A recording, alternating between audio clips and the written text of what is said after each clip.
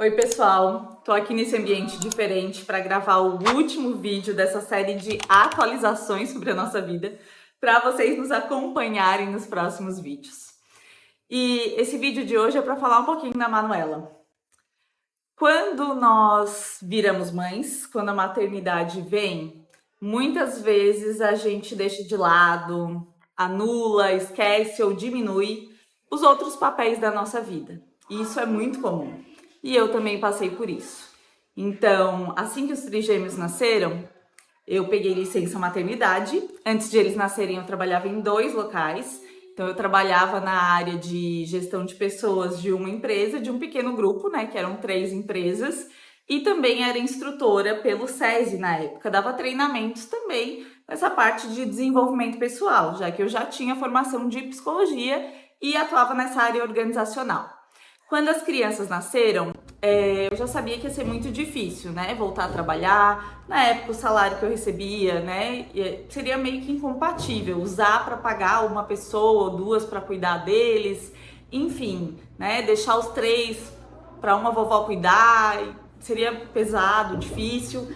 Então, e eu também queria curtir esse momento, né? Até porque eu sabia que eu não teria mais filhos, né, gente? 3, né? Falei, vamos curtir os bebês. E depois a gente vai voltando. Então a gente diminuiu as despesas, os gastos, enxugou tudo que dava para enxugar. E aí a minha decisão é de que eu iria ficar 1 ano, 2 em casa e depois eu voltaria a trabalhar, colocaria eles na creche, né? Então, depois do primeiro aninho, geralmente a criança já tá com a imunidade ali um pouquinho melhor, né? Já começa a dar aquela engatinhada, andar, enfim. Então, na minha cabeça, o meu plano funcionaria perfeitamente, assim como a maioria das mães no Brasil faz, né, gente? Afinal, a gente sabe que hoje em dia é muito difícil uma pessoa, né, um marido, manter sozinho a casa, né? Porque hoje em dia tá tudo muito caro, muito difícil, ainda mais com crianças, né? E aí, então, na minha cabeça eu tinha esse plano lindo, maravilhoso. Entrei de licença maternidade, em seguida pedi, né, o desligamento dessas empresas e passei a ser mãe em período integral. E além desse papel, a gente tem outros papéis também, né, além de trabalhadora, esposa, filha, né, cristã, membro de uma igreja, enfim. E na época, então, o que eu fiz, né? Na época eu também saí dos ministérios na igreja, seria muito difícil continuar. Na época eu estava no Ministério de Dança e aí tinham os ensaios, tinham as escalas, a gente chegava mais cedo, né, antes do culto. Então eu sabia que seria muito difícil. Tentei permanecer por um tempo e vi que realmente seria algo muito complicado. O primeiro ano foi muito bom, assim, sabe? Aquela coisa de cheirar neném. E quando eles tinham por volta de 3 meses, eu fiquei os 3 primeiros meses na casa da minha sogra, tinham as cólicas, né? Como eles nasceram com baixo peso, prematuros, tinha os horários de alimentação, a gente tinha que cuidar muito do ganho de peso deles. Então, nos 3 primeiros meses, eu fiquei na minha sogra. A minha sogra, o meu sogro e a minha mãe tinham uma escala de revezamento e me ajudavam ali com a rotina das crianças. E além disso, quando eles fizeram 3 meses, eu chamei uma pessoa para me ajudar, que era uma menina, uma jovem da igreja, que ia no período da manhã, né, para me ajudar com a rotina deles. Quando eles tinham 4 meses, nós voltamos para casa. Então, dos 3 aos 4 meses, eu fui liberando as vovós, né, para ver se eu ia dar conta. Achei que estava tudo ok e voltei para casa. Nós morávamos num apartamento, Minha Casa Minha Vida, de 50 metros quadrados, com 2 quartos. Eles tinham, sabe aquela coisa de a gente sonhar, engravidar, de fazer o quarto do bebê? Gente, o quarto deles eu não lembro se era uma cômoda ou era um guarda-roupa, mas era um móvel que a gente podia guardar as coisinhas deles ali, né? E 3 berços desmontáveis. Era isso que era o quarto deles. E deu tudo certo. E tá tudo bem, né? Não é nenhum motivo de sofrimento, enfim. A gente foi aprendendo a ser prático, a ser objetivo. A gente tinha que pensar, claro, na qualidade de vida deles. Então, eles estavam seguros, eles estavam confortáveis. E visualmente não era nada lindo, mas também não era nada horrível. Não era nada, né? Tava tudo limpinho, tudo bonitinho, tudo certo. Só não era um quartinho instagramável, né? E ver se eu vou achar fotinhas pra ir botando aqui pra vocês. Mas... E aí, o primeiro ano foi ótimo. Então, assim, eles tinham horário para dormir, horário para acordar. Na época eu li aquele livro Encantadores de Bebês, segui bonitinho e eles entraram realmente naquela rotina que era algo assim impressionante, assim, minha sogra, meu marido, minha mãe, todo mundo ficava assim, nossa, né, tu consegue botar eles para dormir sem embalar e tudo dando certo. A gente começou a perceber, na verdade, que tinha algumas coisas do desenvolvimento deles que não batia bem com os marcos esperados. Então, um atrasinho para sentar, uma preguicinha extra, né, uma molezinha assim física, não era, eles não eram hipotônicos, né? Sustentou o pescocinho e tal, mas tudo tinha assim um atrasinho. Mas, né, aquela velha história do médico de que cada criança tem seu tempo, eles nasceram prematuros, tá tudo certo, e a gente foi estimulando devagarzinho. Eu lembro que o Benjamin e a Melina demoraram muito para sentar.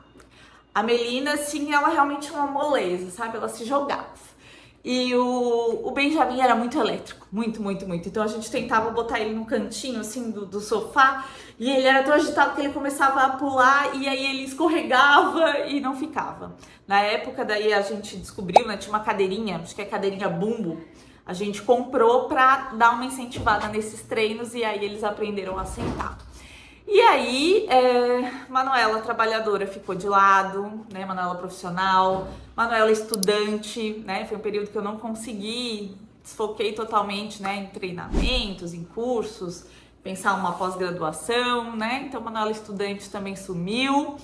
Manuela do lar surgiu, né? Nunca fui boa em cozinhar, nunca soube. E nessa época eu fiz muita coisa, era eu que fazia o almoço, a introdução alimentar, sopinha das crianças. Nossa, até eu me surpreendi comigo mesma, assim, porque foi uma fase que nesse sentido eu estava exemplar, assim. Mas foi só nessa fase, gente. E Manuela é esposa, né? A gente tinha a nossa rotina de casal, até na época a gente tinha esse cuidado de eles dormirem no quarto deles, a gente ter o nosso quarto, né? E coisas assim. Mas a gente, claro, não conseguia sair com muita frequência, né? Aquela coisa de ter um jantar a dois. E a gente seguiu o fluxo, a tendência da maioria dos casais, né? De que praticamente 95% das conversas, dos assuntos eram as crianças, né? E no começo, né? Acho que esse primeiro ano, isso também é muito comum e tudo certo. E deixa eu ver mais se algum papel eu estou esquecendo. Papel de filha, na verdade, né? De nora, enfim. Na verdade, todo mundo só queria saber dos bebês, né? Ninguém queria nem saber de mim. Então, eram os primeiros netos, tanto da parte da minha mãe como da parte da minha sogra, né? Enfim. E só que, quando eles tinham por volta de 11 meses, o Miguel ficou doente. Foi um período assim, né? A gente já tava começando a estimular os outros a sentar, foi por volta ali dos 8, 9 meses. Daí, com 11 meses, o Miguel ficou doente. Dos 9 aos 11 meses, eles ficaram muito gripados e bronquiolite, e aquela coisa de noite sem dormir, preocupação com febre. Com 11 meses, o Miguel teve uma situação mais grave. Depois eu vou fazer um vídeo à parte disso, mas a gente acabou passando praticamente um mês no hospital, assim, né? E cirurgia, e 2 dias de recuperação na UTI neonatal, e foi algo bem grave mesmo. E aí eu senti que ali parece que foi a gotinha d'água, assim, né? A gestação em si, o nascimento de um filho já mexe muito com as nossas emoções.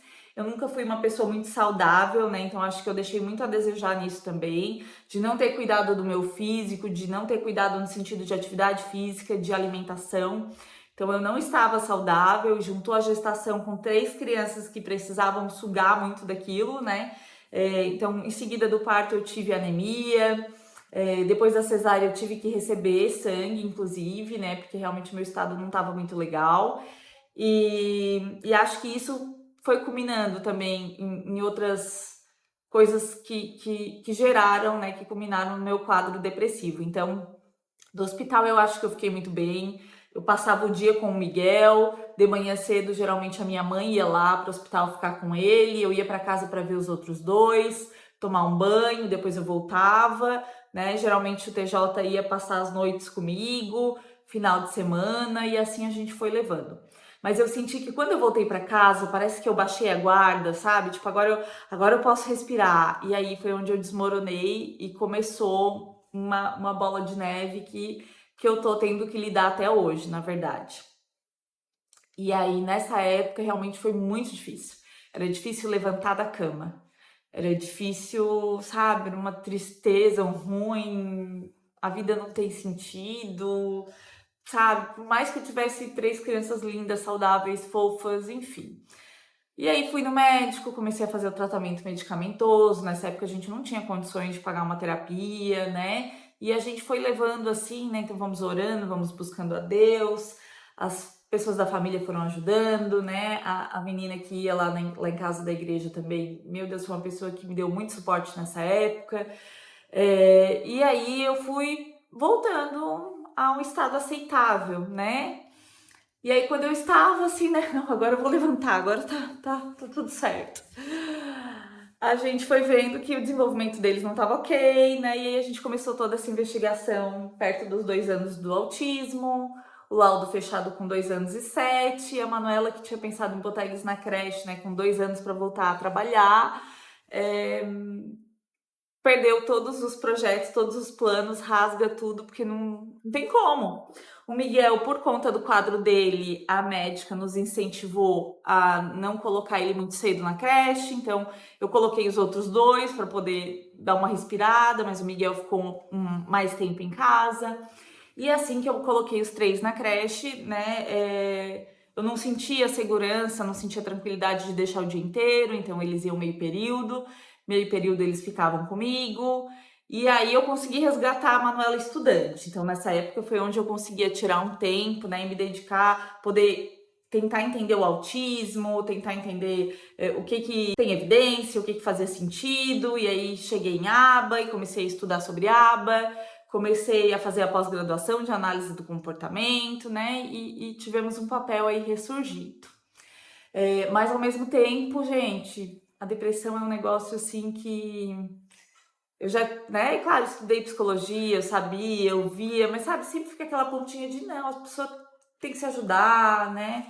Vamos lá. E realmente as pessoas têm que se ajudar, têm que buscar tratamento, se não tá dando certo, tem que trocar o profissional, trocar o tratamento, trocar a medicação, não pode se conformar.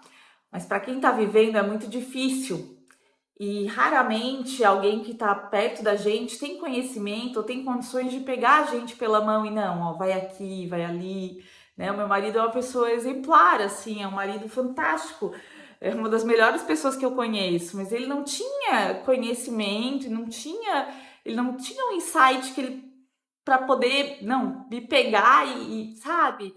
Eu precisava fazer aquilo, não estava assim tão crítico de pensar, né, em fazer algo, mas não tem força, sabe? Tipo, é muito difícil. Mas fui indo, né? Até porque os 3 precisavam de mim. Então a gente foi lutando. E aí, conforme eu comentava das ideias, ou que eu precisava de dinheiro para uma consulta, ou que eu precisava de dinheiro para uma medicação, em todo o tempo meu marido foi assim, essa pessoa que me apoiou, que me ajudou. Tanto que eu só fui voltar a trabalhar mesmo quando as crianças tinham 5 anos. E ele com muita, com muita força de vontade, com muita garra, né? Nos sustentou nós 5, manteve tudo no eixo nesses 5 anos, assim. E e aí, enfim, então, eles tinham 2 anos e meio, aí a gente foi fazendo essa caminhada, eu fui estudando. Nesse período eles estavam numa escola pública e várias coisas ali estavam me incomodando. E eu comecei com conhecimento, ter expectativa de que talvez se eu colocasse numa escola particular que a gente tem na cidade, eu conseguisse ter mais recursos, mais condições naquele meio, né, de eles se desenvolverem melhor. E também comecei a sonhar em poder pagar um plano de saúde melhor. E fora isso, né, gente, até pouco tempo atrás, hoje as crianças têm 9 anos, mas acho que até eles teriam 7 anos, basicamente, assim, olha, acho que 80, 90% das coisas que eles tinham e usavam, ou era usado ou era ganhado, que a gente não tinha condições. Então, às vezes eu ficava assim, sabe, ai, poxa, que vontade de comprar um tênisinho da marca tal, que vontade de vestir eles de tal jeito, ou ai, um vestido, e não tinha condições. Hoje em dia, às vezes, eu até me passo um pouquinho, assim, às vezes, porque é um prazer, assim, é uma coisa assim que é fútil, não é indispensável, mas eu digo, Deus, obrigada, porque é um privilégio, eu não precisaria ter, Deus não precisaria me dar, não é uma necessidade, mas de poder escolher o que os nossos filhos vão vestir e ter condições de comprar aquilo. E a verdade é que no Brasil hoje muitas famílias não têm, principalmente dentro de famílias atípicas, porque no fim são tantas necessidades, são tantos gastos extras, além do básico, que já é grande, que uma criança, né, gera uma necessidade grande, dentro do espectro e de outras deficiências, a gente ainda acaba tendo despesas extras que nos impedem de fazer essas coisas, de poder escolher, né, uma roupinha, enfim. Então, eles tinham, graças a Deus, a gente foi muito abençoado, nunca nos faltou nada. Então, amigos, conhecidos, pessoas que seguiam no Instagram já na época, Manu, eu tenho roupinha e tal. Às vezes eu precisava de alguma coisa, mas tinha vergonha, né? Como é que eu vou pedir, gente? Como é que pede, né? Aí botava no Instagram, gente, alguém tem pra vender usado? Tô precisando disso, tô procurando roupinha tal tamanho, sapatinho tal tamanho. E geralmente as pessoas olhavam assim, Manu, eu tenho pra doar aqui, pode passar aqui, pode pegar. E graças a Deus, assim, nunca faltou nada. Mas até essa fase a gente acabou tendo essa necessidade e Deus usou muitas pessoas para suprir essa necessidade, né? Além das vovós, que de vez em quando compravam uma roupinha, os dindos, né? Sempre tinha alguém, assim, um coração generoso para nos ajudar, para nos abençoar, assim. E aí, então, com essas necessidades e com essas ideias, eu falei, poxa, queria poder pagar um plano melhor, queria poder pagar uma escola. Eu falei, poxa, preciso voltar a trabalhar.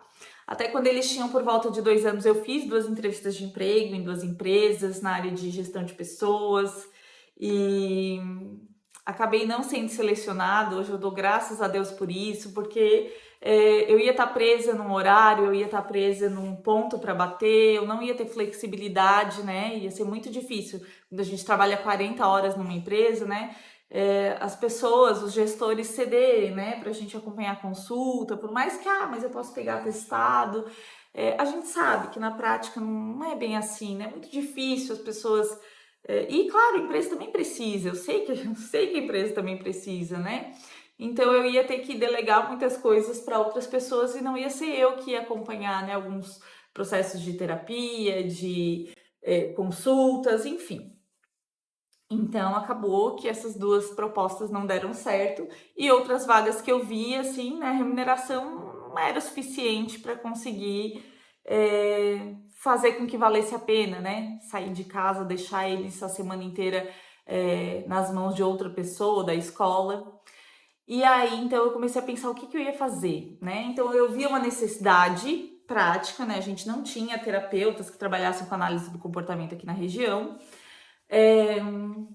E só que ao mesmo tempo eu também não me sentia segura, assim, né? Assim, gente, quanto mais a gente estuda, a sensação é de que menos a gente sabe, né? Falei, poxa, como é que eu vou cobrar? Como é que eu vou abrir um consultório, né? É uma responsabilidade enorme. E eu sei que eu vou me cobrar, eu sabia que eu ia me cobrar, de que não, eu tenho que apresentar algo bom, eu tenho que apresentar, né? A aba tem que ter evidências, tem que ter protocolos. Então, assim, eu sempre achava que não, isso aqui ainda falta, eu ainda não sei nada.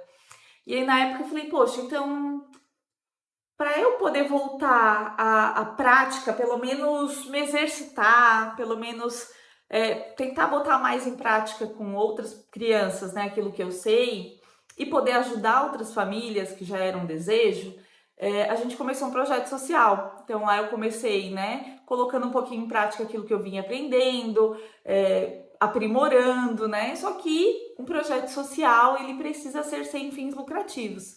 Então, como eu entrei como fundadora e presidente, eu não posso receber nem remuneração nenhuma. E esse projeto eu tenho até hoje, né, junto com outras mães, essas mães que me ajudaram a fundar. Eu ainda sou presidente e voluntária desse projeto, que é a Ama Sul aqui da cidade de Tubarão. E aí eu abri a Ama em 2018 e até hoje a gente vem, né? A gente começou só com voluntárias, tinham várias mães, pessoas interessadas em ajudar a causa, que cediam uma manhã, algumas horas por semana para estar nos ajudando, prestando os atendimentos, os serviços dentro dessa associação. Hoje, 2025, a gente já conseguiu ter algumas parcerias e a gente hoje tem uma equipe contratada de mais ou menos 7 pessoas e atualmente a gente atende 48 crianças gratuitamente. Esse ano, na verdade, é para a gente aumentar esse número para mais ou menos 60 ali para março, né? A gente está em janeiro, estamos trabalhando para isso. Então foi assim que eu fui voltando a me desprender um pouquinho das crianças, poder estar em outro espaço, poder estar em atendimento no consultório, né? E aí fui percebendo na prática o que mais faltava, investindo em outros cursos conforme essas necessidades surgiam. Só que ainda faltava dinheiro, né, gente? Porque até os cursos bons custavam muito caro. E muitas vezes eu conseguia fazer parcelando 10 vezes, então eu tinha que esperar terminar a última parcela para poder começar um outro curso, assim. E aí, em 2019, começou a surgir o sonho e a coragem para, falei, vou montar um consultório.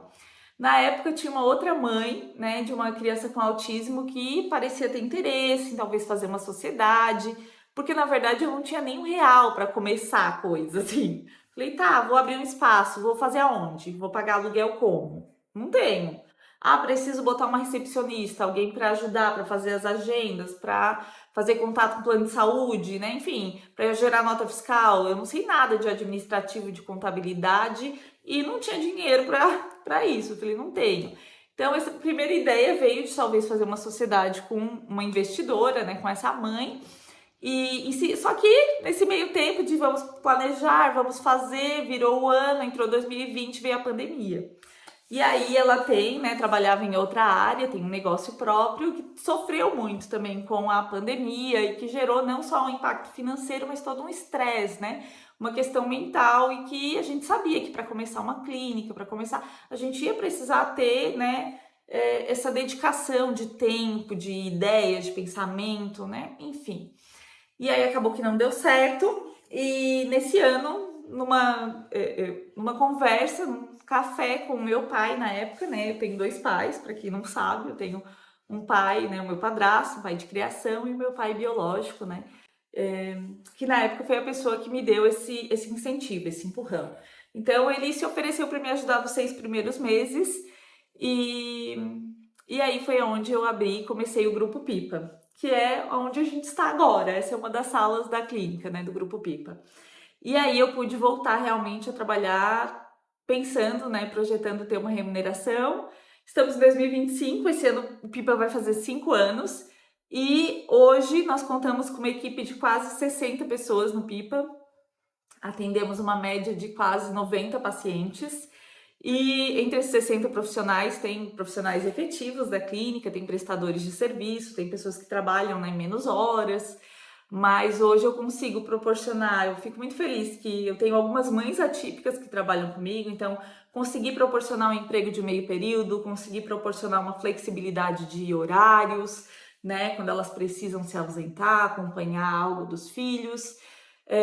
E consigo atender, né, tantas crianças, tantos pacientes com protocolos adequados, baseados em evidência, e de contrapartida ver que naturalmente isso reflete, isso trouxe uma consequência, né, para nossa família financeiramente, para poder voltar a sonhar, a fazer outras coisas. Então, assim, desde o ano passado, 2024, foi quando a gente realmente sentiu financeiramente, né, começar a respirar, ter alguma estabilidade, a gente pôde voltar a passear, pensar em viajar.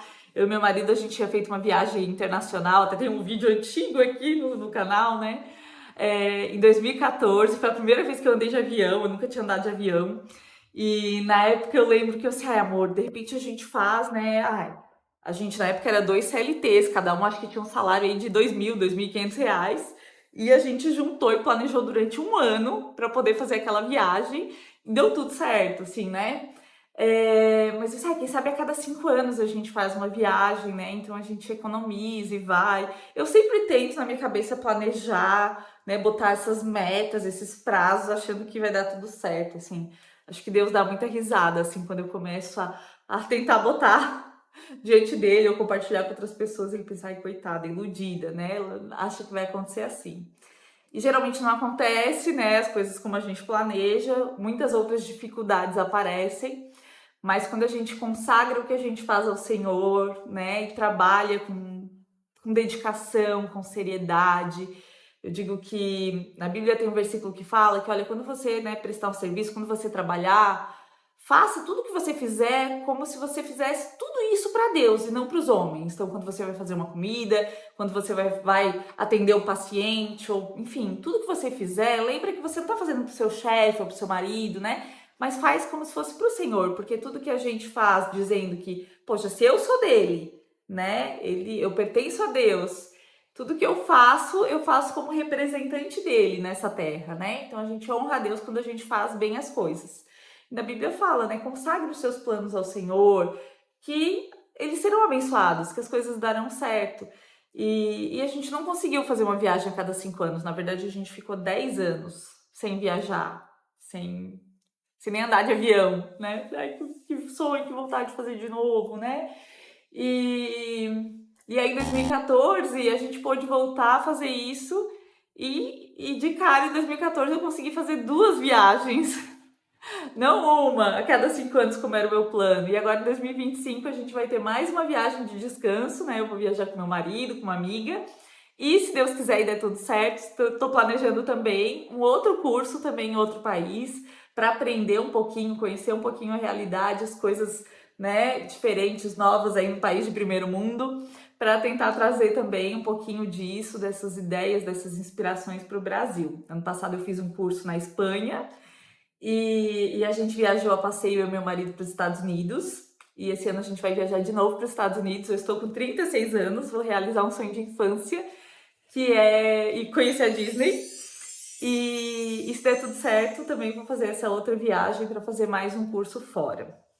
E além disso, outra coisa que eu percebi que eu consegui botar de volta nos meus planos, nos meus sonhos e voltar a atenção para isso, né? Porque às vezes a gente fica só com os nossos pensamentos, com o nosso olhar 100% para os nossos filhos. E é claro que os nossos filhos precisam, mas quando a gente deixa as outras áreas da nossa vida se apagarem completamente, quando não existe um equilíbrio, né? Geralmente a gente não vai estar saudável. E se eu não estou saudável como pessoa, raramente o meu desempenho, minha dedicação, meu amor, minha paciência como mãe vai estar 100%, vai estar bem. Vai refletir. Toda essa dificuldade,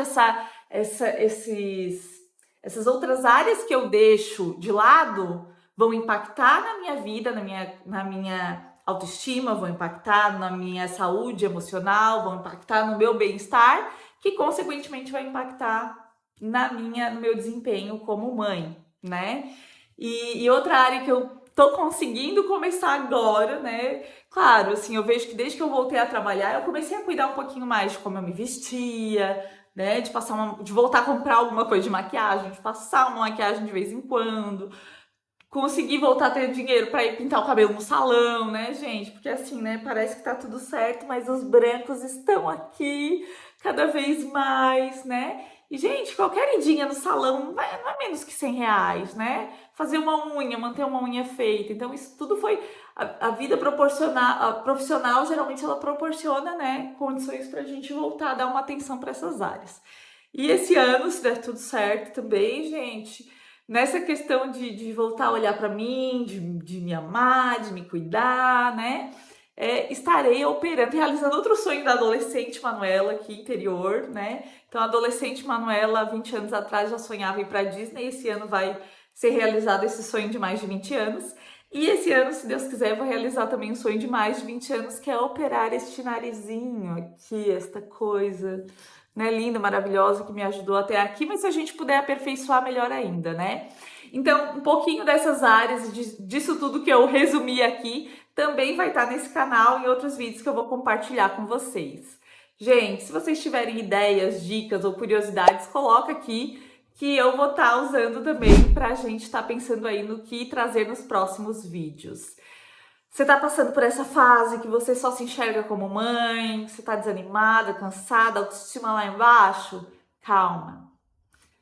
Sonha, projeta, planeja, começa com pequenos passos.